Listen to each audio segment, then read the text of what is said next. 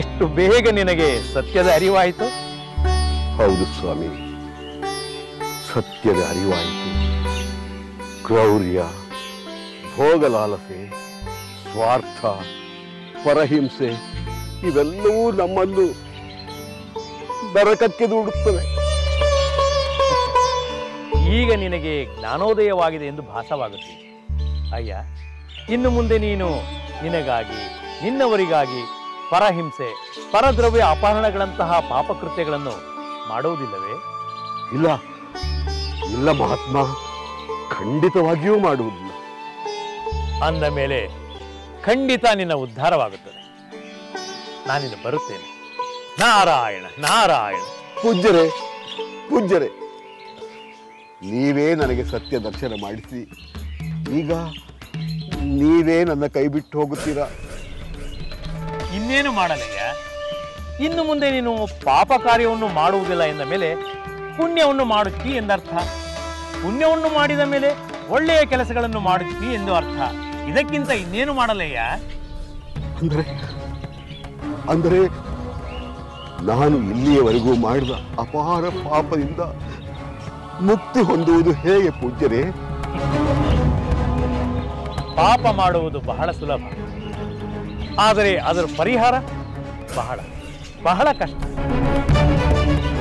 ಎಷ್ಟೇ ಕಷ್ಟವಾದ ನಾನು ಮಾಡಿಯೇ ಮಾಡುತ್ತೇನೆ. ನನ್ನ ಇಡೀ ಶರೀರವನ್ನೇ ಕತ್ತರಿಸಿ ಕತ್ತರಿಸಿ ತುಂಡು ತುಂಡು ಮಾಡಲು ನಾನು ಸಿದ್ಧನಿದ್ದೇನೆ. ಈ ಪಾಪದಿಂದ ನನ್ನನ್ನು ಮುಕ್ತಿಗೊಳಿಸಿ ಗುರುದೇವ. ನೀವೇ ಗತಿ, ನೀವೇ ಮತಿ.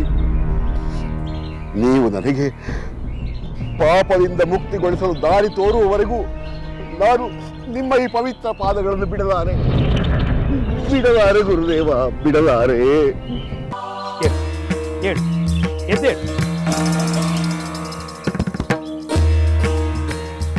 ನಿನ್ನ ಉದ್ಧಾರದ ಬೆಳಕು ನಿನ್ನ ಹೃದಯದಲ್ಲಿ ಮೂಡುತ್ತಿದೆ.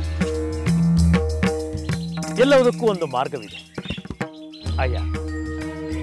ಎಲ್ಲ ಪಾಪ ವಿಮೋಚನೆಗಳು ಪತಿತ ಪಾವನವಾದ ಶ್ರೀರಾಮನಾಮದಿಂದ ಸಾಧ್ಯ. ಕಲ್ಲಾಗಿದ್ದ ಅಹಲ್ಯೆಗೆ ರಾಮನ ಆಗಮನದಿಂದಲೇ ಶಾಪ ವಿಮೋಚನೆಯಾಯಿತು. ನಿನ್ನ ಪಾಪಗಳು ಕಳೆದು ಹೋಗುತ್ತವೆ. ನೀನು ರಾಮಧ್ಯಾನದಲ್ಲಿ ನಿರತನಾಗಿದೆ. ಹಾಗಾದರೆ ಕರುಣೆ ಇಟ್ಟು ಆ ಮಹಾಮಂತ್ರವನ್ನು ನನಗೆ ಉಪದೇಶಿಸುವಿರಾ? ನೀನು ಪರಿಶುದ್ಧನಾಗಿ ಶುದ್ಧ ಮನಸ್ಸಿನಿಂದ ರಾಮ ರಾಮ ಎಂದು ರಾಮ ಧ್ಯಾನವನ್ನು ಮಾಡುತ್ತೀವಿ. ರಾಮ ರಾಮ ರಾಮ. ಹೀಗೆ ಹೀಗೆ ರಾಮ ರಾಮ ಎಂದು ತಪಸ್ಸನ್ನಾಚರಿಸಿ. ನಾರಾಯಣ ನಾರಾಯಣ. ರಾಮ ರಾಮ ರಾಮ ರಾಮ ರಾಮ ರಾಮ ರಾಮ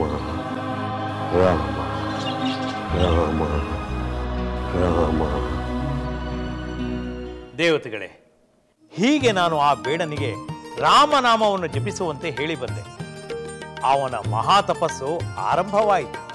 ಅವನು ತಾನು, ತನ್ನ ಪರಿವಾರ, ತನ್ನ ಸುತ್ತಣ ಲೋಕ ಯಾವುದರ ಪರಿವೆಯೂ ಇಲ್ಲದೆ ಏಕಾಗ್ರ ಚಿತ್ತನಾಗಿ ತಪಸ್ಸು ಮಾಡತೊಡಗಿದ. ಅವನನ್ನೇ ಮುಚ್ಚುವಂತೆ ಹುತ್ತವೇ ಬೆಳೆದು ಬಿಟ್ಟಿತು. ಅವನ ತಪಸ್ಸಿನ ಜ್ವಾಲೆ ಎಲ್ಲ ಕಡೆ ವ್ಯಾಪಿಸತೊಡಗಿತು. ಆ ಜ್ವಾಲೆ ಬ್ರಹ್ಮಲೋಕವನ್ನೂ ಮುಟ್ಟಿತು. ಬ್ರಹ್ಮದೇವ ಕೂಡಲೇ ಪ್ರತ್ಯಕ್ಷನಾಗಿ ಆ ಹುತ್ತವನ್ನು ಇಲ್ಲವಾಗಿಸಿ ಅನುಗ್ರಹಿಸಿದ. ಅವನ ಸುತ್ತ ವಾಲ್ಮೀಕ ಬೆಳೆದಿದ್ದರಿಂದ ಅವನಿಗೆ ವಾಲ್ಮೀಕಿ ಎಂದು ಹೆಸರಿಟ್ಟ. ನಾರದರು ಒಬ್ಬ ಬೇಡನನ್ನು ಮಹರ್ಷಿಯನ್ನಾಗಿ ಮಾಡಿದ ಮಹಾನುಭಾವರು ನೀವು. ಅದಕ್ಕೆ ನಾನೊಬ್ಬನೇ ಕಾರಣನಲ್ಲ ದೇವೇಂದ್ರ.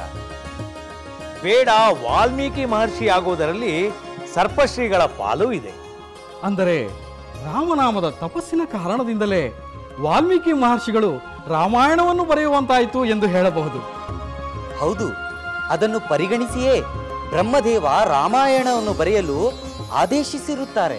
ಅದರ ಮುನ್ಸೂಚನೆ ನಿಮಗೆ ಇದ್ದುದರಿಂದಲೇ ಅವನಿಗೆ ನೀವು ಮೊದಲೇ ಸಂಕ್ಷಿಪ್ತವಾಗಿ ರಾಮಾಯಣವನ್ನು ಹೇಳಿದಿರಲ್ಲವೇ? ಹಾಗಂದುಕೊಳ್ಳುವುದರಲ್ಲಿ ಯಾವ ಅಭ್ಯಂತರವೂ ಇಲ್ಲ. ರಾಮಾಯಣದ ರಚನೆಯ ಹಿಂದೆ ಬೇರೇನಾದರೂ ವಿಶೇಷವಿದೆಯೇ? ನೀವು ಹೇಳಿದಂತೆ ರಾಮಾಯಣದ ರಚನೆಯ ಹಿಂದೆ ಎಲ್ಲ ಕಾರಣಗಳೂ ಇವೆ. ರಾಮನಾಮವೇ ತಾರಕ ಮಂತ್ರವಾಗಿ ಬೇಡನಿಗೆ ಮಹರ್ಷಿಯಾಗುವಂತೆ ಸಿದ್ಧಿಸಿತು.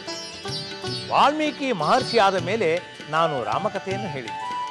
ಬೇಡ ಮಹರ್ಷಿ ಆದಂತೆ ಆ ಬೇಡನ ಜನ್ಮಕ್ಕೂ ಬೇರೆ ಏನಾದರೂ ಹಿನ್ನೆಲೆ ಇದೆಯೇ ನಾರದರೆ? ಇದೇ ದೇವೇಂದ್ರ.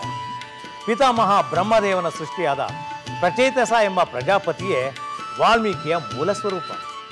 ಬ್ರಹ್ಮನ ವಿವಾಹ ಕುರಿತು ಪರಿಹಾಸ ಮಾಡಿದ್ದರಿಂದ ಪ್ರಜಾಪತಿ ಭೂಲೋಕದಲ್ಲಿ ಉತ್ತಮ ಕುಲದಲ್ಲಿ ಜನಿಸಿದ್ದರೂ ಶಾಪದಿಂದ ಪರಹಿಂಸೆ ಕ್ರೌರ್ಯಗಳ ಬೇಡನಾದ.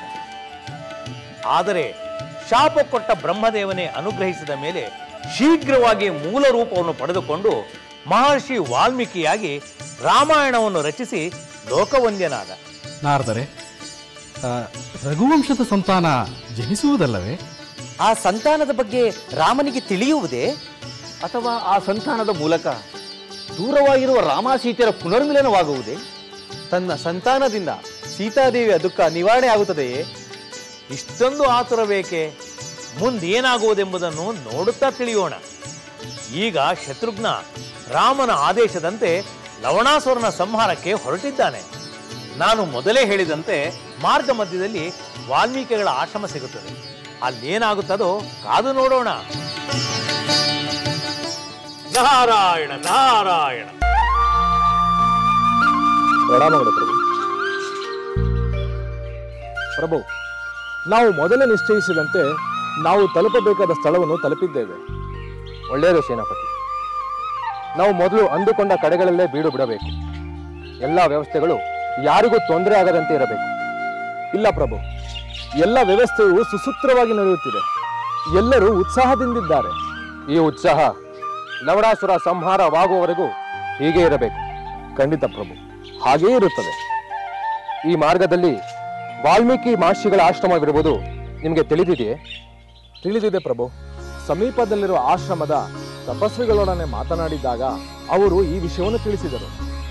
ಸರಿ, ನಮ್ಮ ಪ್ರಯಾಣ ಈ ದಿನ ವಾಲ್ಮೀಕಿ ಮಹರ್ಷಿಗಳ ಆಶ್ರಮವರೆಗೂ ಸಾಗಲಿ. ಈ ರಾತ್ರಿ ಅಲ್ಲಿ ತಂಗಿದ್ದು ನಾಳೆ ನಮ್ಮ ಪ್ರಯಾಣ ಮುಂದುವರಿಸೋಣ. ಆಗಲಿ ಪ್ರಭು. ಈ ವಿಷಯವನ್ನು ನಾನು ನಮ್ಮ ಸೈನಿಕರಿಗೆ ತಿಳಿಸುತ್ತೇನೆ. ಹಾಗೆ ಆಗಲಿ.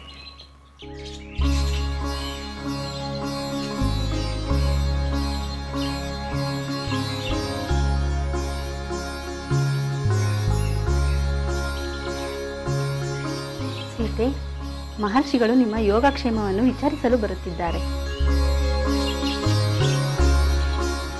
ಬೇಡ ತಾಯಿ, ಬೇಡ ಮಗಳೇ. ಈಗ ನೀನು ನಮಗೆ ನಮಸ್ಕರಿಸುವ ಉಪಚಾರದ ಅಗತ್ಯವಿಲ್ಲ. ಈಗ ಬೇರೆಯವರು ನಿನ್ನ ಉಪಚಾರ ಮಾಡಬೇಕಾಗಿದೆ.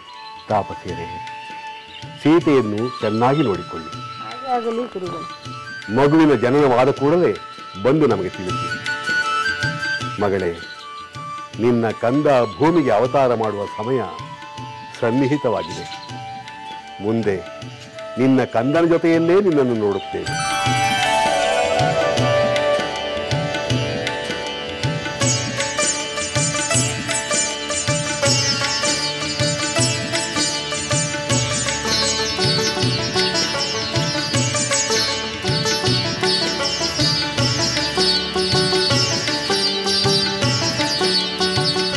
ಗುರುದೇವ,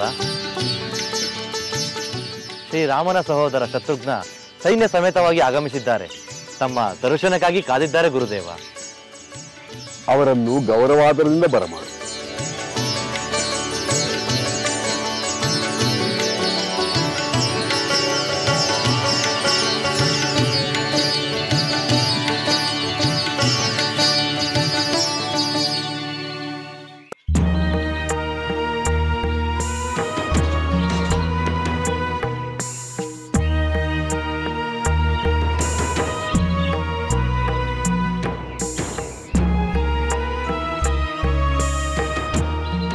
ಮಹಾತ್ಮರಾದ ವಾಲ್ಮೀಕಿ ಮಹರ್ಷಿಗಳಿಗೆ ರಘುಕುಲ ಸಂಜಾತ ದಶರಥ ಪುತ್ರ ಶತ್ರುಘ್ನನ ಪ್ರಣಾಮಗಳು. ವಿಜಯೀ ಭವ ರಾಜಕುಮಾರ, ವಿಜಯಿಯಾಗು. ನನ್ನ ಸೋದರ ಕೋಸಲಾಧಿಪತಿ ಶ್ರೀರಾಮನ ಆದೇಶದಂತೆ ಕಾರ್ಯನಿಮಿತ್ತ ಈ ಮಾರ್ಗವಾಗಿ ಪ್ರಯಾಣ ಮಾಡುತ್ತಿದ್ದೇನೆ. ಈ ರಾತ್ರಿ ಇಲ್ಲಿ ತಂಗಿದ್ದು ಮುಂಜಾನೆ ಪ್ರಯಾಣ ಮಾಡಬೇಕೆಂದುಕೊಂಡಿದ್ದೇನೆ. ತಮ್ಮ ಅನುಮತಿ ಬೇಕು. ರಾಜಕುಮಾರ, ಈ ಆಶ್ರಮವನ್ನು ನಿನ್ನಾಶ್ರಮವೆಂದೇ ಭಾವಿಸು. ಯಾವ ಸಂಕೋಚವೂ ಇಲ್ಲದೆ ನೀನಿಲ್ಲಿರಬಹುದು. ನಮ್ಮ ಸತ್ಕಾರವನ್ನು ಸ್ವೀಕರಿಸಲೂಬಹುದು. ಆಸೀನನಾಗು ರಾಜಕುಮಾರ.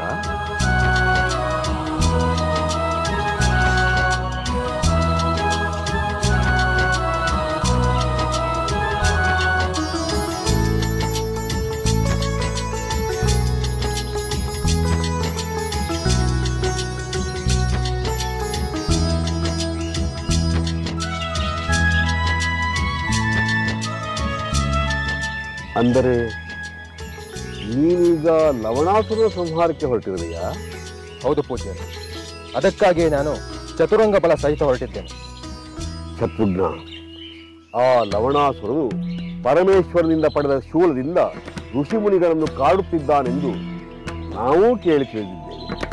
ಆ ಶೂಲ ರಾಕ್ಷಸ ಮಧುವಿನಿಂದ ಅವನ ಮಗ ಲವಣಾಸುರನಿಗೆ ಬಂದಿದೆ. ಮಹರ್ಷಿ ಚವನರು ಬಂದು ಆ ಅಸುರನ ಪೀಡೆಯನ್ನು ತಿಳಿಸಿದರು. ಅವನನ್ನು ಸಂಹರಿಸಲೆಂದೇ ಹೊರಟಿದ್ದೇನೆ. ಆದರೆ ಆ ಲವಣಾಸುರ ನಿನ್ನ ಸೈನ್ಯಕ್ಕೂ ಅಜೇಯನಲ್ಲವೇ? ನಿಜ, ಆ ಶೂಲದ ಸಹಾಯದಿಂದ ಅವನು ಅಜೇಯನು. ಅದಕ್ಕೆ ಅವನ ಬಳಿ ಶೂಲವಿಲ್ಲದಾಗ ಸಂಹರಿಸುವಂತೆ ನನ್ನ ಸೋದರ ರಾಮಚಂದ್ರ ವಿಷ್ಣುವಿನಿಂದ ಪಡೆದ ದಿವ್ಯಾಸ್ತ್ರವನ್ನು ಕರುಣಿಸಿದ್ದಾನೆ. ಆಗಲಿ ಶತ್ರುಘ್ನ, ನಿನ್ನ ಕಾರ್ಯದಲ್ಲಿ ಸಫಲನಾಗು. ಆ ರಾಕ್ಷಸರ ಪೀಡೆಗಳಿಂದ ಋಷಿಮುನಿಗಳಿಗೆ ಮುಕ್ತಿ ದೊರೆಯುವಂತೆ ಮಾಡು. ಅಲ್ಲಿಯವರೆಗೆ ನನ್ನ ಆಶ್ರಮದಲ್ಲಿ ವಿಶ್ರಾಂತಿ ಪಡೆದು ನಾಳೆ ನಿನ್ನ ಪ್ರಯಾಣವನ್ನು ಮುಂದುವರಿಸು. ಹಾಗೆ ಆಗಲಿ ಪೂಜ್ಯರೇ. ಶ್ರೇಯೋಸ್ತು.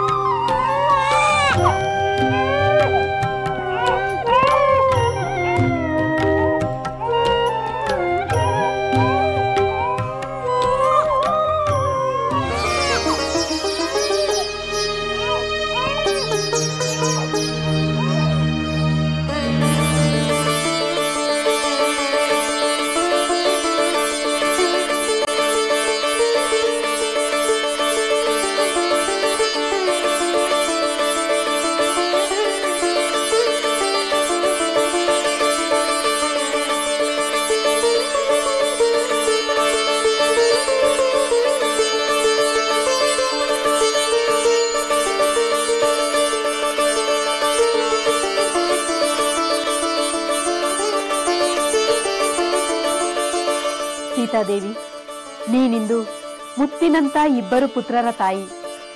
ಇಂಥ ಮುದ್ದಾದ ಮಕ್ಕಳನ್ನು ನಾವು ಕಂಡೇ ಇರಲಿಲ್ಲ.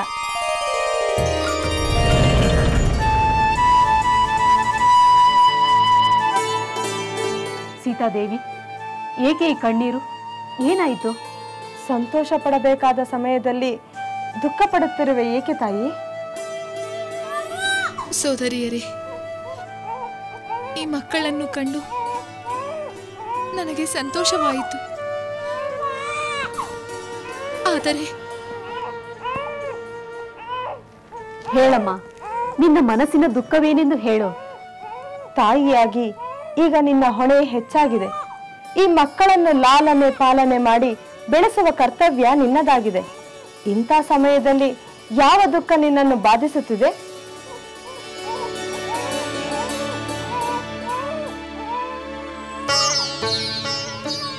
ಸೋದರಿಯರೇ, ಇಕ್ಷ್ವಾಕು ವಂಶದ ಕಂದಗಳಿಗೆ ಮೊದಲಿಗೆ ಅವರ ತಂದೆಯ ಆಶೀರ್ವಾದ ದೊರೆಯಲಿಲ್ಲವಲ್ಲ ಎಂಬ ಸಂಕಟವಾಗುತ್ತಿದೆ. ಈ ದುಃಖ ಸಹಜವೇ, ಆದರೆ ತಾಳ್ಮೆಯಿಂದ ಕಾಯಬೇಕು. ಶುಭದ ನಿರೀಕ್ಷೆಯಲ್ಲಿ ಸಮಾಧಾನವನ್ನು ತಂದುಕೊಳ್ಳಬೇಕು. ನಾವು ಮಹರ್ಷಿಗಳಿಗೆ ವಿಷಯವನ್ನು ತಿಳಿಸುತ್ತೇವೆ. ಮುಂದಿನ ಜಾತಕರ್ಮಗಳನ್ನು ಅವರೇ ನೆರವೇರಿಸುತ್ತಾರೆ.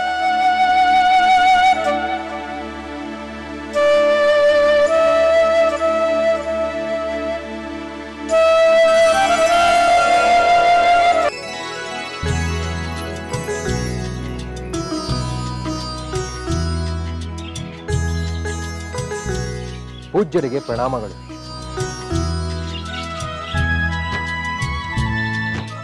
ನನಗೆ ನಮ್ಮ ಪರಿವಾರಕ್ಕೆ ನೀಡಿದ ಆದರೋಪಚಾರಗಳಿಗೆ ಕೃತಜ್ಞತೆಗಳು. ಶತ್ರುಘ್ನ, ಈ ಆಶ್ರಮ ನಿಮ್ಮದೆಂದು, ನಿಮ್ಮ ವಂಶದ ಪೂರ್ವಜರಾದ ಕಲ್ಮಶಪಾದ ಮಹಾರಾಜನದ್ದೆಂದು ನಾನು ಮೊದಲೇ ತಿಳಿಸಿರಲಿಲ್ಲವೇ? ಅದನ್ನು ಕೇಳಿದ ಮೇಲೆ ನನಗೆ ನಿಮ್ಮ ಆಶ್ರಮದ ಬಗ್ಗೆ ವಿಶೇಷವಾದ ಪ್ರೀತಿ ಅಭಿಮಾನಗಳುಂಟಾದವು. ನಾನು ರಾಮ ಕಾರ್ಯ ಮುಗಿಸಿ ಮರಳಿ ಅಯೋಧ್ಯೆಗೆ ಹೋಗುವಾಗ ಮತ್ತೆ ತಮ್ಮ ದರ್ಶನ ಮಾಡಿ ಹೋಗುತ್ತೇನೆ. ಶ್ರೇಯೋಸ್ತು.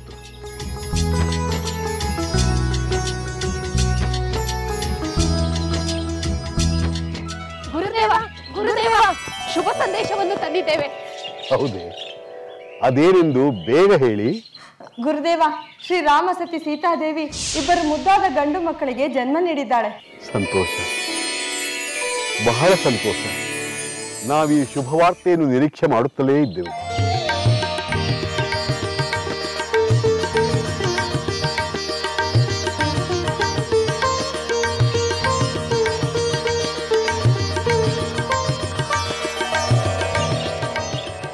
ಗುರುದೇವ, ನೀವೇ ಅವರಿಗೆ ರಕ್ಷೆ ಮಾಡಬೇಕು. ಹಾಗೆಯೇ ಆಗಲಿ. ತೆಗೆದುಕೊಳ್ಳಿ. ಮಂತ್ರಪೂತವಾದ ಈ ದರ್ಬೆಯ ಅಗ್ರಭಾಗದಿಂದ ಮೊದಲು ಹುಟ್ಟಿದ ಮಗುವಿಗೆ ಮಾರ್ಜನೆ ಮಾಡಿ, ಅಗ್ರಭಾಗವಲ್ಲದ ಉಳಿದ ಭಾಗದಿಂದ ಎರಡನೆಯ ಮಗುವಿಗೆ ಮಾರ್ಜನೆ ಮಾಡಿ. ಆಗಲಿ ಗುರುದೇವ.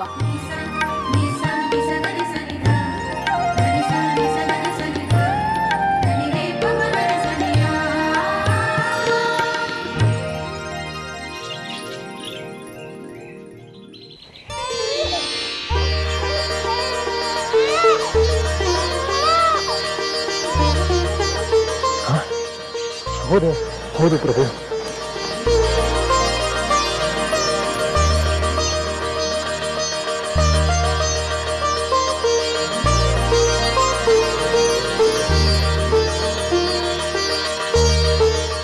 ಮನ್ನಿಸಬೇಕು ಪೂಜ್ಯರೇ. ಏಕೆ ಶತ್ರುಘ್ನ? ಬೇರೆ ಏನಾದರೂ ವಿಶೇಷ ವಿಷಯಗಳಿವೆಯೇ? ಹೌದು ಪೂಜ್ಯರೇ, ಈ ಆಶ್ರಮದಲ್ಲಿ ಈಗ ತಾನೇ ಕೇಳಿದ ಶುಭವಾರ್ತೆ ತಿಳಿಯಿತು. ಅಂದರೆ ಸೀತಾಮಾತೆ ಅವಳಿ ಗಂಡು ಮಕ್ಕಳಿಗೆ ಜನ್ಮ ಕೊಟ್ಟಿದ್ದು ನಿನಗೂ ತಿಳಿಯಿತೆ ಶತ್ರುಘ್ನ? ತಿಳಿಯಿತು ಪೂಜ್ಯರೇ. ವಿಷಾದದ ನಡುವೆಯೂ ಅಪಾರವಾದ ಸಂತೋಷವಾಗುತ್ತಿದೆ. ನಾನು ಈ ವಿಚಾರವನ್ನು ನನ್ನ ಸೋದರ ರಾಮಚಂದ್ರನಿಗೆ ಬೇಡ ಬೇಡ ಶತ್ರುಘ್ನ. ಕಾಲ ಪಕ್ವವಾದಾಗ ಯಾರಿಗೆ ಯಾವ ವಿಷಯ ತಿಳಿಯಬೇಕು ಅದು ತಿಳಿದೇ ತಿಳಿಯುತ್ತದೆ. ನೀನೀಗ ಯುದ್ಧ ಕಾರ್ಯದ ಕಡೆಗೆ ಗಮನ ಕೊಡು. ಅನಗತ್ಯವಾಗಿ ಈ ವಿಚಾರದಲ್ಲಿ ಅಯೋಧ್ಯೆಯಲ್ಲಿ ಮಾತುಕತೆಗಳಾಗುವುದು ಬೇಡ.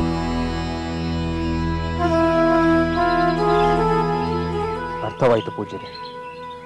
ನಿಮ್ಮ ಇಚ್ಛೆಯಂತೆಯೇ ನಡೆಯುತ್ತೇನೆ. ನಾನಿನ್ನು ಹೊರಡುತ್ತೇನೆ. ವಿಜಯೀ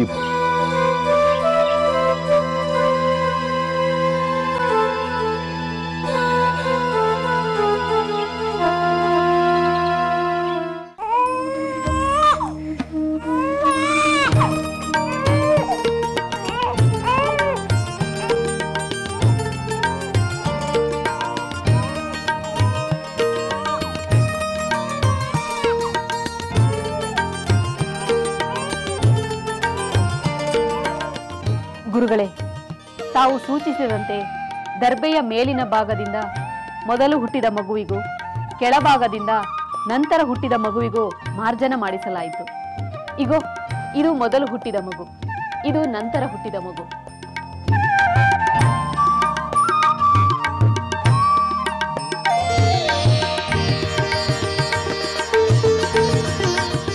ಮೊದಲನೆಯ ಮಗುವಿಗೆ ಕುಶನೆಂದು, ನಂತರ ಹುಟ್ಟಿದ ಮಗುವಿಗೆ ಲವನೆಂದು ನಾಮಕರಣ ಮಾಡಲು ನಿರ್ಧರಿಸಿದ್ದೇನೆ. ಮಗಳೇ ಸೀತೆ, ನಿನಗಿದು ಸಮ್ಮತವೇ? ನೀವಿಟ್ಟ ಹೆಸರೇ ಪಾವನ ಪೂಜ್ಯರೇ. ಮುಂದೆ ಈ ಮಕ್ಕಳು ಲವಕುಶರೆಂದೇ ಪ್ರಖ್ಯಾತರಾಗುತ್ತಾರೆ. ಅರಣ್ಯದಲ್ಲಿ ಅನಾಥಳಾಗಿದ್ದ ನನ್ನನ್ನು ಕರೆತಂದು ಆಶ್ರಯ ನೀಡಿ ಈ ಮಕ್ಕಳು ಸುಗಮವಾಗಿ ಜನಿಸಲು ನಿಮ್ಮ ಅಕ್ಕರೆಯೇ ಕಾರಣ ಪೂಜ್ಯರೇ. ನಿಮ್ಮ ಋಣವನ್ನು ಈ ಜನ್ಮದಲ್ಲಿ ತೀರಿಸಲಾರೆ. ಅಷ್ಟು ದೊಡ್ಡ ಮಾತು ಬೇಡ ಮಗಳೇ. ಅನ್ಯರ ಆಶ್ರಯದಲ್ಲಿದ್ದೇನೆಂದು ಸಂಕಟ ಪಡಬೇಡ. ಈ ಆಶ್ರಮ, ಈ ಪ್ರದೇಶಗಳೆಲ್ಲ ನಿನ್ನ ಪತಿ ಶ್ರೀರಾಮಚಂದ್ರನ ವಂಶಸ್ಥರಿಗೇ ಸೇರಿದ್ದು. ಆ ಪೂರ್ವಜರ ಮಹಾಚೇತನಗಳು ಈ ಮಕ್ಕಳನ್ನು ಕಾಯುತ್ತದೆಂದು ನಾವು ಭಾವಿಸಿದ್ದೇವೆ. ಗುರುಗಳೇ, ಈ ಮಕ್ಕಳು ತಂದೆಯನ್ನು ಕಾಣುತ್ತಾರೋ ಇಲ್ಲವೋ ಎಂದು ಸೀತಾದೇವಿ ಆತಂಕಗೊಂಡಿದ್ದಾಳೆ. ಆತಂಕ ಬೇಡ ಮಗಳೇ.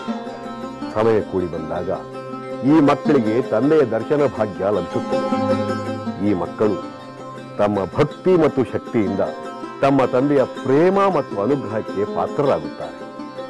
ಅಲ್ಲಿಯವರೆಗೂ ಈ ಮಕ್ಕಳ ಆಟಪಾಠಗಳನ್ನು ನೋಡುತ್ತಾ ನೀನು ಸಂತೋಷದಿಂದಿರು. ಆಗಲಿ ಪೂಜ್ಯರೇ. ಈ ನನ್ನ ಪುತ್ರರಿಗೆ ನೀವೇ ಆಚಾರ್ಯರು. ನಿಮ್ಮ ಮಾರ್ಗದರ್ಶನದಲ್ಲಿ ಇವರು ಉತ್ತಮರಾಗಿ ಬೆಳೆಯಬೇಕು. ಖಂಡಿತ ಬೆಳೆಯುತ್ತಾರೆ, ಅದರಲ್ಲಿ ಸಂಶಯವೇ ಇಲ್ಲ.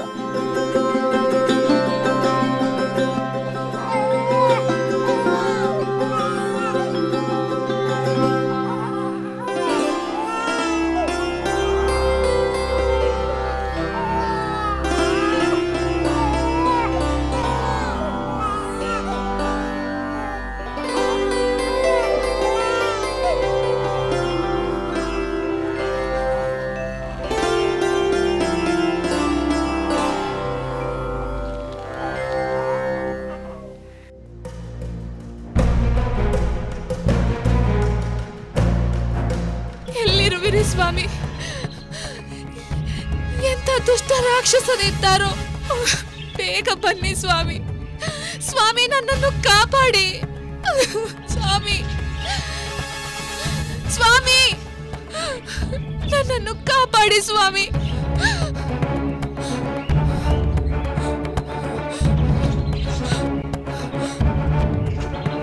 ಸ್ವಾಮಿ,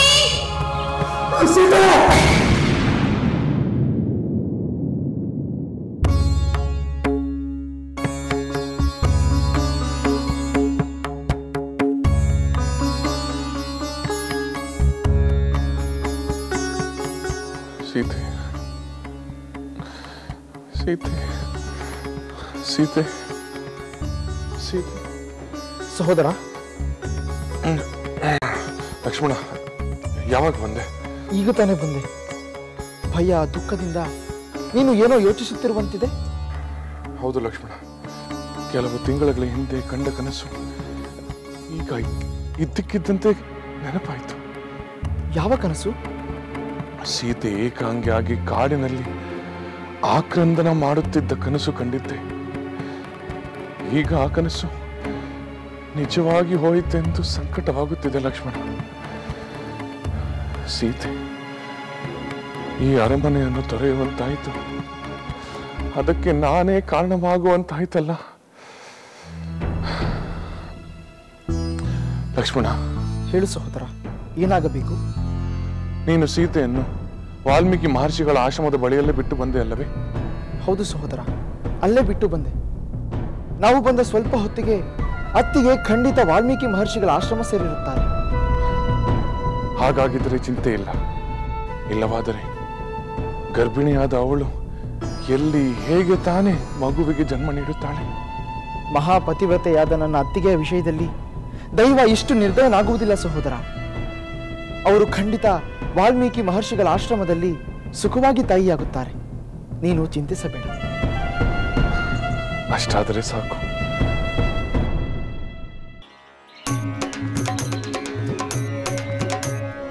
ಏನಿ ಬಾಲರ ಲೀಲಾ ವಿನೋದ, ರಘುಕುಲ ವಂಶ ಸಂಜಾತರ ಮೋದ, ಮಾತೃವಾತ್ಸಲ್ಯದ ಮಹಿಮೆರಿನಿಂದು ಗುರು ಕಾರುಣ್ಯದಿ ಬೆಳೆಯುತ್ತಿ ಹರಿದು. ಏನಿ ಬಾಲರ ಲೀಲಾ ವಿನೋದ, ಅಯೋಧ್ಯೆಯರ ಮನೆಯಲ್ಲಿ ಮೆರೆಯುವ ಬಾಲರು, ಮುನಿಯಾಶ್ರಮದಿ ಬೆಳೆಯುತ್ತಲಿಹರು. ಹಂಸತೂಲಿಕದಲ್ಲಿ ಪವಡಿಸುವಂತವರು, ತಾಯಿ ಮಡಿಲಿನಲ್ಲಿ ಆ ಭಾಗ್ಯವ ಕಂಡರು. ತಾಯಿ ಮಡಿಲಿನಲ್ಲಿ ಆ ಭಾಗ್ಯವ ಕಂಡರು. ಏನಿ ಬಾಲರ ಲೀಲಾ ವಿನೋದ, ರಘುಕುಲ ವಂಶ ಸಂಜಾತರ ಮೋದ, ಮಾತೃವಾತ್ಸಲ್ಯದ ಮಹಿಮೆಲಿನಿಂದು ಗುರು ಕಾರುಣ್ಯದಿ ಬೆಳೆಯುತ್ತಿ ಹರಿದು. ಏನಿ ಬಾಲರ ಲೀಲಾ ವಿನೋದ.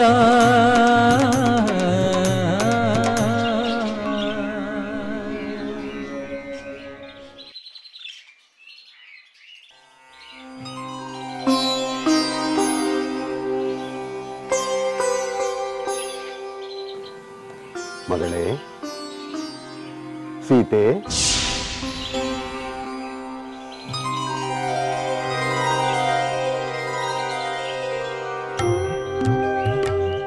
ಮಕ್ಕಳನ್ನು ನೋಡುತ್ತಾ ನೋಡುತ್ತಾ ಆನಂದದಿಂದ ಅರಳಿದ್ದ ನಿನ್ನ ಮುಖಾರವಿಂದ ಏಕೆ ಬಾಡಿತು? ಯಾವ ಚಿಂತೆಯಿಂದ ಆನಂದಕ್ಕೆ ಅಡ್ಡಿ ಉಂಟು ಮಾಡಿತು?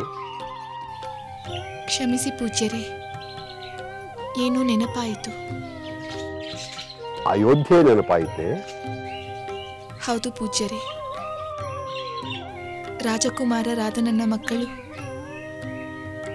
ಅಯೋಧ್ಯೆಯಲ್ಲಿದ್ದರೆ ನಿಜವಾದ ಕುದುರೆಗಳ ಮೇಲೆ ಕುಳಿತು ಆಡಬಹುದಾಗಿತ್ತು. ಅದು ನಿನ್ನ ವಿಷಾದಕ್ಕೆ ಕಾರಣವಾಯಿತು. ಹೌದು, ನಿನ್ನ ದೃಷ್ಟಿಯಲ್ಲಿ ನಿನ್ನ ಮಕ್ಕಳು ರಾಜಕುಮಾರರಾಗಿ ಅಯೋಧ್ಯೆಯಲ್ಲಿ ಬೆಳೆಯುತ್ತಿದ್ದರೆ ಅದಕ್ಕೆ ತಕ್ಕ ಹಾಗೆ ಇರುತ್ತಿದ್ದರು. ಆದರೆ ಮುಗ್ಧ ಮನಸ್ಸಿನ ಈ ಮಕ್ಕಳಲ್ಲಿ ರಾಜಕುಮಾರರು ಸಾಮಾನ್ಯರು ಎಂಬ ಯಾವ ತಾರತಮ್ಯವೂ ಇಲ್ಲ. ಪ್ರಾಪಂಚಿಕವಾದ ಯಾವ ಸ್ಥಾನಮಾನಗಳ ಭ್ರಮೆಗೂ ಒಳಪಡದೆ ಪರಿಶುದ್ಧರಾಗಿದ್ದಾರೆ. ಮಗಳೇ, ಇವರ ಆನಂದವು ಪರಿಶುದ್ಧ ಗಂಗಾಜಲದಂತೆ ನಿರ್ಮಲವಾಗಿಲ್ಲವೇ? ಹೌದು ಪೂಜ್ಯರೇ, ನನ್ನ ಮಕ್ಕಳು ನಿಜವಾಗಲೂ ಆನಂದ ಪಡುತ್ತಿದ್ದಾರೆ. ಅವರಿಗೆ ತಾವು ರಾಜಕುಮಾರರೆಂಬ ಅರಿವೇ ಇಲ್ಲ. ಅಂದರೆ ಮಕ್ಕಳ ಆನಂದಕ್ಕೆ ಅರಮನೆಯಾಗಲಿ ಆಶ್ರಮವಾಗಲಿ ಯಾವ ವ್ಯತ್ಯಾಸವೂ ಇಲ್ಲ. ಅವರ ಆನಂದವನ್ನು ಕಂಡು ನಾವು ಆನಂದ ಪಡುವುದೇ ಸರಿ. ನಿಮ್ಮ ಮಾತು ನಿಜ ಪೂಜ್ಯರೇ. ನಾವೆಲ್ಲರೂ ಈ ಮಕ್ಕಳಂತೆ ಮುಗ್ಧರಾಗಿ ಹುಟ್ಟುತ್ತೇವೆ. ಬೆಳೆಯುತ್ತಾ ಬೆಳೆಯುತ್ತಾ ಎಲ್ಲ ಬಗೆಯ ತಾರತಮ್ಯಗಳ ಭ್ರಮೆಗಳನ್ನು ಕಲಿತುಕೊಳ್ಳುತ್ತೇವೆ. ಇಷ್ಟು ಅರ್ಥವಾದರೆ ಸಾಕು. ಮಗಳೇ, ಈ ಚಿಂತೆ ವಿಷಾದಗಳನ್ನು ಬಿಡು. ಅರಮನೆ ಇಲ್ಲದೆ, ಆನೆ ಕುದುರೆಗಳಿಲ್ಲದೆ, ಬೆಳ್ಳಿ ಬಂಗಾರವಿಲ್ಲದೆ, ಪಟ್ಟೆ ಪೀತಾಂಬರಗಳಿಲ್ಲದೆ ಸ್ವಚ್ಛಂದವಾದ ಸಂತೋಷದ ಸುಗಂಧವನ್ನು ಬೀರುತ್ತಿರುವ ಈ ಮಕ್ಕಳನ್ನು ಕಂಡು ಧನ್ಯತೆಯನ್ನು ಅನುಭವಿಸುತ್ತಾಯಿ. ಕ್ಷಮಿಸಿ ಪೂಜ್ಯರೇ. ಕ್ಷಣ ಮಾತ್ರ ನನ್ನ ಮಕ್ಕಳು ರಾಜಕುಮಾರರು. ಆ ಸುಖಗಳಿಂದ ವಂಚಿತರಾದರೆಂಬ ಭಾವನೆ ಬಂದದ್ದು ನಿಜ. ಅವರು ರಾಜಕುಮಾರರೆಂಬುದನ್ನು ಮರೆತು ಕೇವಲ ಮಕ್ಕಳೆಂದುಕೊಳ್ಳುವುದೇ ವಿವೇಕ. ನಾನು, ನೀನು ಎಲ್ಲರೂ ಹಾಗೆಯೇ ಭಾವಿಸಬೇಕು. ಈ ಮಕ್ಕಳು ತಮ್ಮ ತಂದೆಯನ್ನು ಸೇರುವವರೆಗೂ ತಾವು ರಾಜಕುಮಾರರೆಂದು ನಾವು ಯಾರಿಗೂ ತಿಳಿಸುವುದು ಬೇಡ. ನಮ್ಮ ಆಶ್ರಮವಾಸಿಗಳೆಲ್ಲರಿಗೂ ನಾನಿದನ್ನು ಹೇಳಿದ್ದೇನೆ. ತಾವುಗಳು ರಾಜಕುಮಾರರೆಂದು, ತಮ್ಮ ತಂದೆ ತಾಯಿಯನ್ನು ತ್ಯಜಿಸಿದ್ದಾನೆಂದು, ತಾಯಿ ಆಶ್ರಮದಲ್ಲಿ ಆಶ್ರಯ ಪಡೆದಿದ್ದಾಳೆಂದು ಈ ಎಲ್ಲ ವಿಷಯಗಳೂ ಮಕ್ಕಳಿಗೆ ಗೊತ್ತಾದರೆ ಮುಗ್ಧ ಮನಸ್ಸಿನ ಈ ಮಕ್ಕಳ ಮನಸ್ಸಿನ ಮೇಲೆ ಎಷ್ಟು ಪ್ರಶ್ನೆಗಳು, ಎಷ್ಟು ನೋವುಗಳು ಏಳುತ್ತದೆಂದು ನೀನೇ ಯೋಚಿಸು. ಹೌದು ಪೂಜ್ಯರೇ, ನನ್ನ ಮಕ್ಕಳು ಈಗಿನಿಂದಲೇ ತಮ್ಮ ತಂದೆಯ ಬಗ್ಗೆ ಅಗೌರವದ ಭಾವನೆಯನ್ನು ಬೆಳೆಸಿಕೊಳ್ಳಬಾರದು. ಮಗಳೇ, ಈ ಚಿಂತೆಯನ್ನು ಬಿಡು. ನಿನ್ನ ಮಕ್ಕಳು ನಮ್ಮ ಆಶ್ರಮದ ಬೆಳಕಾಗಿ ಬೆಳೆಯುತ್ತಾರೆ. ಮಗಳೇ, ಕಳೆದು ಹೋದ ನಿಧಿಗಾಗಿ ಕೊರಗುವುದರ ಬದಲು ಕೈಯಲ್ಲಿರುವ ಸಂಪತ್ತನ್ನು ಸಂತೋಷದಿಂದ ಅನುಭವಿಸಿ. ಆಗಲಿ ಪೂಜ್ಯರೇ.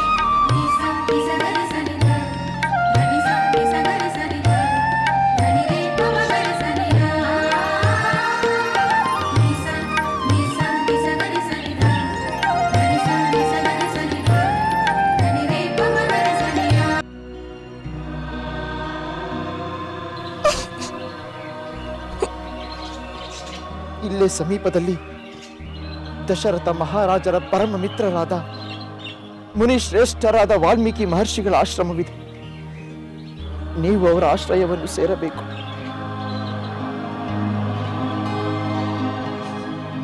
ಜೀವನ ಪೂರ್ತಿ ಆಶ್ರಯ ನೀಡಬೇಕಾದ ಪತಿಯಿಂದಲೇ ಪರಿತ್ಯಕ್ತಳಾದ ನನಗೆ ಯಾರ ಆಶ್ರಯದಿಂದ ಏನಾಗಬೇಕಾಗಿದೆ ಲಕ್ಷ್ಮಣ? ಇಲ್ಲ, ನಾನು ನನ್ನ ಸ್ವಾಮಿಯನ್ನು ಆಕ್ಷೇಪಿಸುತ್ತಿಲ್ಲ.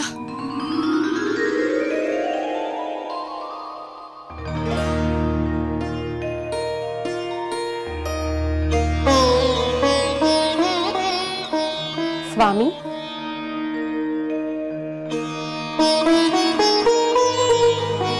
ಸ್ವಾಮಿ,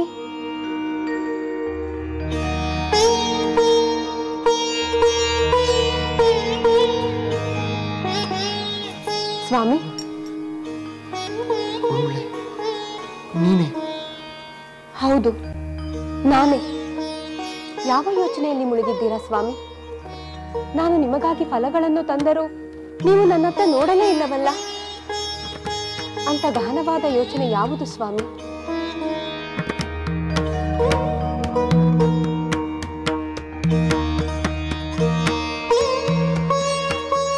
ಸ್ವಾಮಿ, ಏನಾಗಿದೆ ನಿಮಗೆ? ನನ್ನ ಬಳಿಯೂ ಹೇಳಿಕೊಳ್ಳಲಾಗದಂತ ಚಿಂತೆ ಏನಿದೆ? ನೀವು ಹೀಗೆ ಆಕಾಶವೇ ಕಳಚಿ ಬಿದ್ದಂತೆ ಇದ್ದರೆ ನಾನು ನೆಮ್ಮದಿಯಿಂದ ಇರಲು ಸಾಧ್ಯವೇ? ಊರ್ಮಳಿ, ಅತ್ತಿಗೆಯನ್ನು ನಾನು ಅರಣ್ಯಕ್ಕೆ ಬಿಟ್ಟು ಬಂದು ಆಗಲೇ 2 ವರ್ಷಗಳು ಕಳೆದು ಹೋಯ್ತಲ್ಲವೇ?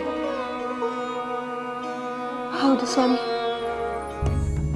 2 ವರ್ಷವಾಯಿತು.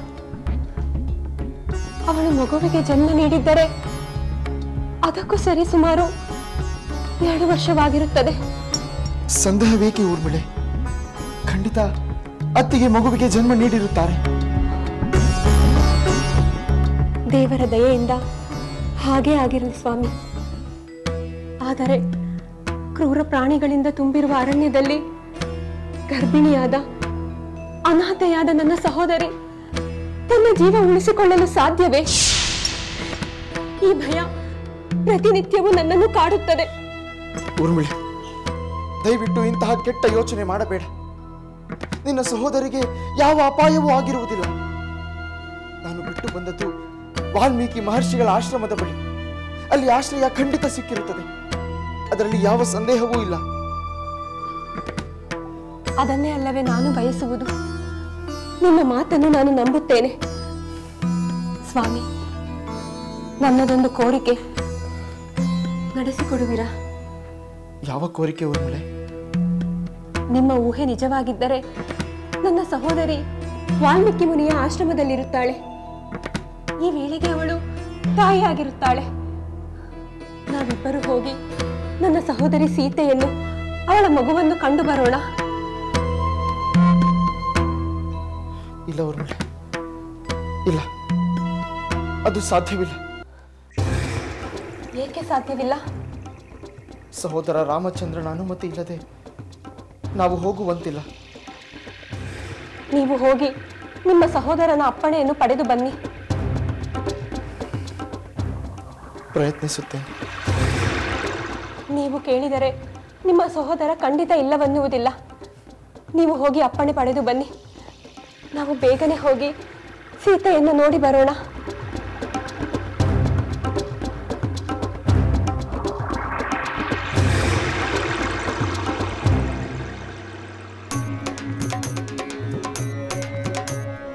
ಏನಿ ಬಾಲರ ಲೀಲಾ ವಿನೋದ ರಘುಕುಲ ವಂಶ ಸಂಜಾತರ ಮೋದ ಮಾತೃವಾತ್ಸಲ್ಯದ ಮಹಿಮೆಳಿನಿಂದು ಗುರು ಕಾರುಣ್ಯದಿ ಬೆಳೆಯುತ್ತಿ ಹರಿದು. ಏನಿ ಬಾಲರ ಲೀಲಾ ವಿನೋದ ಅಯೋಧ್ಯೆಯರ ಮನೆಯಲ್ಲಿ ಮೆರೆಯುವ ಬಾಲರು ಮುನಿಯಾಶ್ರಮದಿ ಬೆಳೆಯುತ್ತಲಿಹರು. ಮಗಳೇ ಸೀತೆ,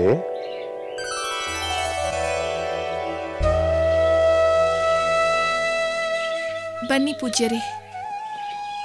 ಬಹುಶಃ ನಿನಗೆ ನಿನ್ನ ಮಕ್ಕಳು ಅರಮನೆಯಲ್ಲಿದ್ದರೆ ಬಂಗಾರದ ತಟ್ಟೆಯಲ್ಲಿ ಮೃಷ್ಟಾನ್ನ ಊಟ ಮಾಡುತ್ತಿದ್ದರೆಂದು ಅನ್ನಿಸಿರಬಹುದು.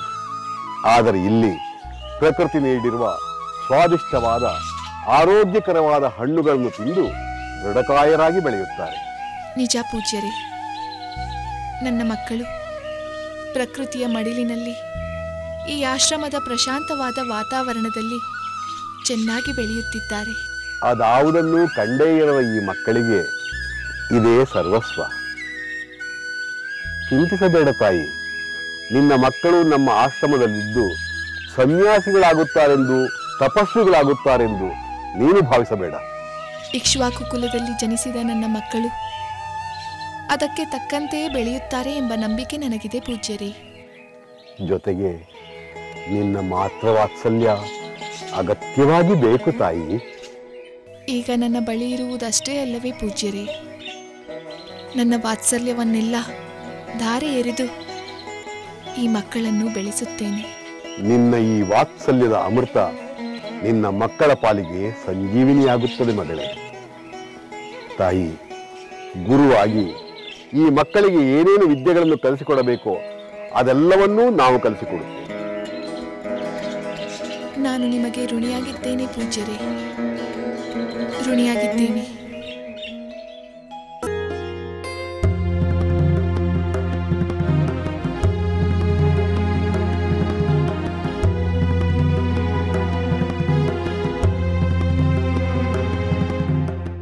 ಸಹೋದರ,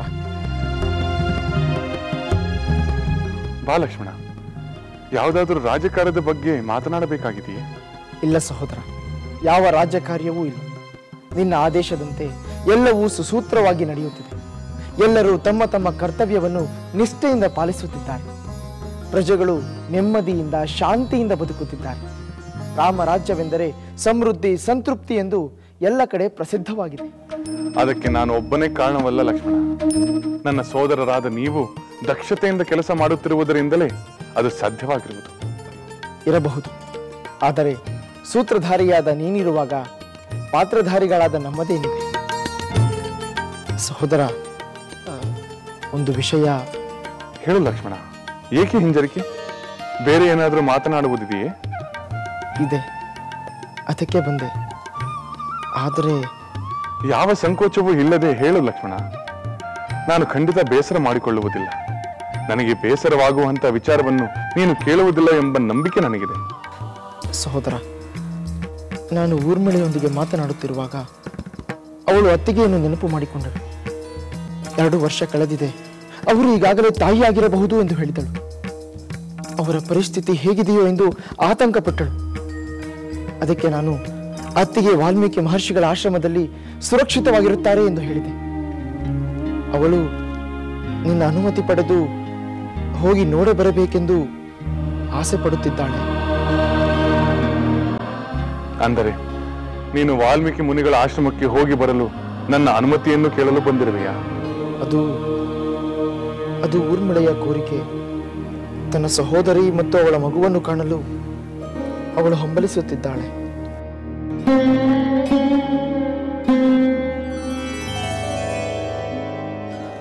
ಅದು ಸಹಜವಾದ ಆಸೆ ಅಲ್ಲವೇ ಲಕ್ಷ್ಮಣ? ನಾನು ತಾನೇ ಸೀತೆಯನ್ನು ತ್ಯಜಿಸಿ ಅವಳನ್ನು ಮರೆತು ಬಿಟ್ಟಿರುವೆ ಎಂದುಕೊಂಡಿರುವೆಯಾ? ಇಲ್ಲ ಲಕ್ಷ್ಮಣ, ಲೋಕಾಪವಾದದ ಭೀತಿಯಿಂದ ನಾನು ಸೀತೆಯನ್ನು ತ್ಯಜಿಸಿದರು ಅವಳ ಮೇಲಿನ ಪ್ರೇಮ ನನ್ನ ಹೃದಯದಲ್ಲಿ ಇನ್ನೂ ಹಚ್ಚ ಹಸಿರಾಗಿದೆ. ಅವಳನ್ನು ನಾನು ಸದಾ ನೆನೆಯುತ್ತಲೇ ಇರುತ್ತೇನೆ. ಆದರೆ ಲಕ್ಷ್ಮಣ, ನೀನು ಈಗ ಹೋಗಿ ಸೀತೆಯನ್ನು ನೋಡಿದರೆ ರಾಮ ಲೋಕದ ಕಣ್ಣಿಗೆ ಮಣ್ಣೆರಚಿ ತನ್ನ ಪತ್ನಿಯನ್ನು ತ್ಯಜಿಸಿರುವಂತೆ ನಟಿಸಿ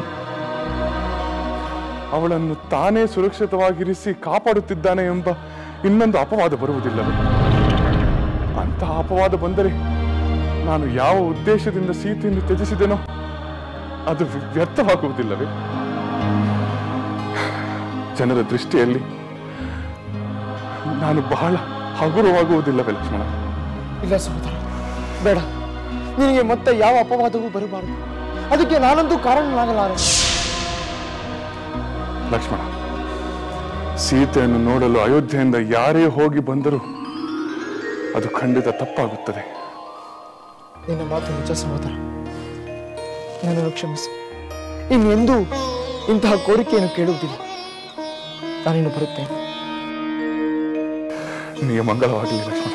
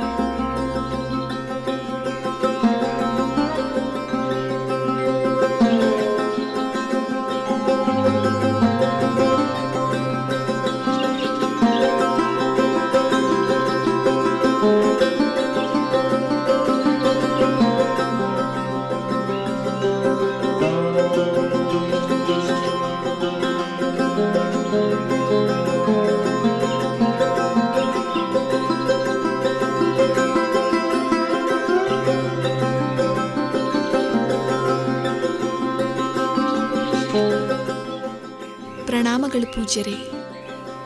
ಮಗಳೇ, ದೀರ್ಘಾಯುಷ್ಮಾನ್ ಭವ.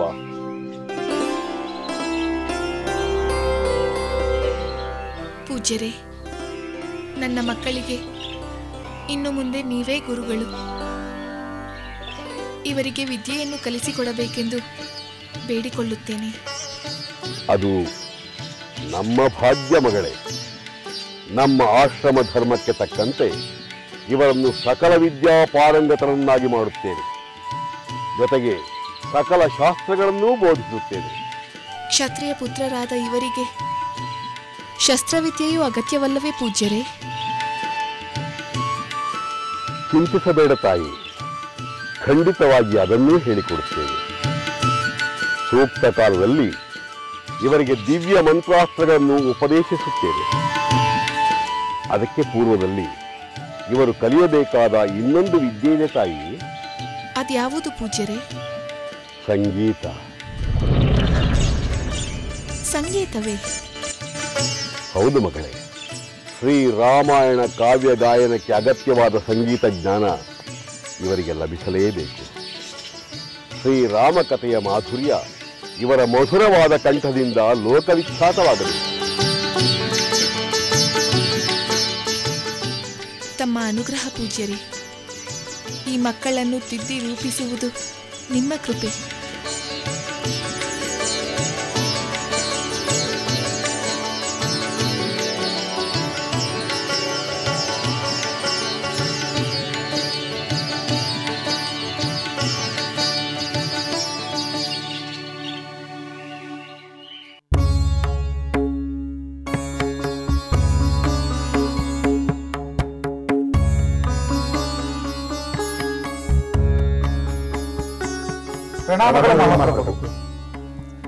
ಚಾರರೇ, ನಿಮ್ಮ ಕರ್ತವ್ಯವೆಲ್ಲವೂ ನಿರಾತಂಕವಾಗಿ ನಡೆಯುತ್ತಿದೆ ಅಲ್ಲವೇ?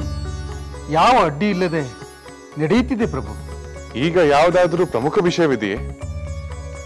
ನನ್ನ ಆಳ್ವಿಕೆಯ ಬಗ್ಗೆ ಬೇರೆ ಯಾರಾದರೂ ಅಪಸ್ವರವೆತ್ತಿದರೆ, ನನ್ನ ನಡವಳಿಕೆಯ ಬಗ್ಗೆ ಸಂದೇಹ ವ್ಯಕ್ತಪಡಿಸಿದರೆ, ಅಥವಾ ಬೇರೆ ಏನಾದರೂ ಕೊರತೆಗಳ ಬಗ್ಗೆ ಮಾತನಾಡಿಕೊಳ್ಳುತ್ತಿರುವರೆ? ಇಲ್ಲ ಪ್ರಭು, ಯಾರು ಒಂದು ಕೊಂಕಿನ ಮಾತನ್ನು ಆಡುತ್ತಿಲ್ಲ. ರಾಮರಾಜ್ಯದ ಪ್ರಜೆಗಳಾಗಿರೋದು ಎಲ್ಲ ತಮ್ಮ ಭಾಗ್ಯ ಎಂದುಕೊಳ್ಳುತ್ತಿದ್ದಾರೆ ಪ್ರಭು. ದೇವರಲ್ಲಾದರೂ ಕಳಂಕವಿರಬಹುದು, ಆದರೆ ನಮ್ಮ ಪ್ರಭು ರಾಮನಲ್ಲಿ ಯಾವ ಕಳಂಕವೂ ಇಲ್ಲವೆಂದು ಹೆಮ್ಮೆಯಿಂದ ಮಾತಾಡಿಕೊಳ್ಳುತ್ತಿದ್ದಾರೆ ಪ್ರಭು. ನನ್ನ ಹೆಮ್ಮೆ ಎಲ್ಲ ಚಾರರೇ, ನಮ್ಮ ಪ್ರಜೆಗಳ ಸದ್ಭಾವನೆ. ಅವರು ಸುಖ ಸಂತೃಪ್ತಿಯಿಂದಿರುವುದೇ ನನ್ನ ಸಂತೋಷ, ನನ್ನ ಸಂತೃಪ್ತಿ. ಆದರೆ ನಮ್ಮಲ್ಲೇ ಒಂದು ವ್ಯಥೆ ಇದೆ, ಒಂದು ಸಂಕಟವಿದೆ ಪ್ರಭು. ಎಲ್ಲ ಕಡೆ ಸಂತೃಪ್ತಿ ಇದೆ, ಆದರೆ ನಮ್ಮಲ್ಲೊಂದು ಅತೃಪ್ತಿ ಇದೆ ಪ್ರಭು. ನಮ್ಮ ದುಃಖವನ್ನು ಹೇಗೆ ಹೇಳಿಕೊಳ್ಳುವುದೆಂದು ಚಿಂತಿಸುತ್ತಿದ್ದೇವೆ. ಅದೇನೆಂದು ಹೇಳಿ, ಹಿಂಜರಿಕೆ ಏಕೆ?